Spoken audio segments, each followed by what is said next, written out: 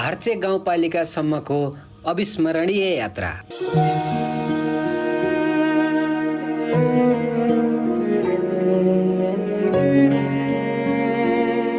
दिनभरि गोर्खा जिल्लाको गाउँपालिकाहरूको भ्रमणपछि साँझ 5 बजे हामी दुई दाजुभाइ धार्चे गाउँपालिकाको यात्रामा निस्किने निर्णय गर्यौं। बुढी गण्डकीको किनार हुँदै होन्डा साइनमा त्यो कच्ची बाटोमा उफ्रिँदै हाम्रो यात्रा अगाडि बढिरहेको थियो। केही छिनको यात्रापछि बुढी गण्डकीको मनमोहक दृश्य हाम्रो नजरमा पर्यो।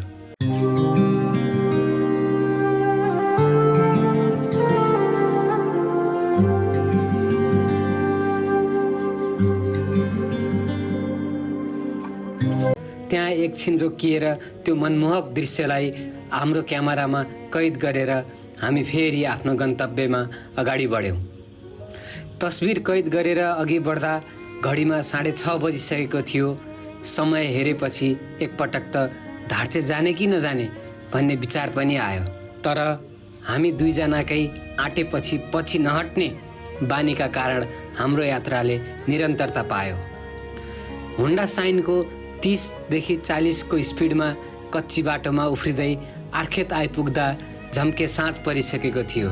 आजको यात्रालाई बिट मार्दै आर्खेत बजारको पारीपट्टि बुढी गण्डकी तरेर गएपछि गङ्गा जमुना गाउँपालिकामा सुजन सरको मावली गाउँमा गएर आजको रात बिताउने निर्णय गर्यौं र आर्खेत पुलिस चौकीमा बाइक राखेर हामी मामाघरतिर लाग्यौं।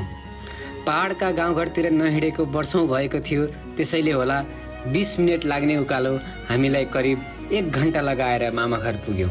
मामाघरमा मामा माइजूको त्यो न्यानो आतिथ्यपनले दिनभरिको थकान त कता हरायो।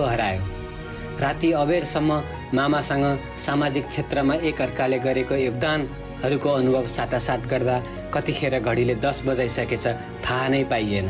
भोलि बिहान सबेरै हाम्रो यात्रालाई निरन्तरता दिनुपर्ने हुँदा हामी सुत्ने तर्खरतिर लाग्यौं। भोलिपल्ट बिहान सबेरै उठेर नित्य कर्म पश्चात एक कप चिया पिएर हामी मामाघरबाट धार्चेको यात्रालाई पुनः सुरुवात गर्ने तर्खरतिर लाग्यौं। मामा माइजूले शुभ यात्राको कामनासहित साइदको टीका लगाएर हामीलाई बिदा दिनुभयो र फेरि भेट्ने बाचासहित हामी हाम्रो गन्तव्यतर्फ लाग्यौं। मामाघरबाट ओह्रालो लाग्दै गर्दा गङ्गा जमुना गाउँपालिकाको प्रकृतिले भरिपूर्ण मनमोहक दृश्य कैद गर्दै हामी बिहान 7:30 बजे आर्खेत बजार आइपुग्यौं। हिजो बेलुका आर्खेत पुलिस चौकीमा राखेको बाइक निकालेर हामी लाग्यौं हाम्रो गन्तव्य धार्चे गाउँपालिकातर्फ। कहीँ कच्ची सडक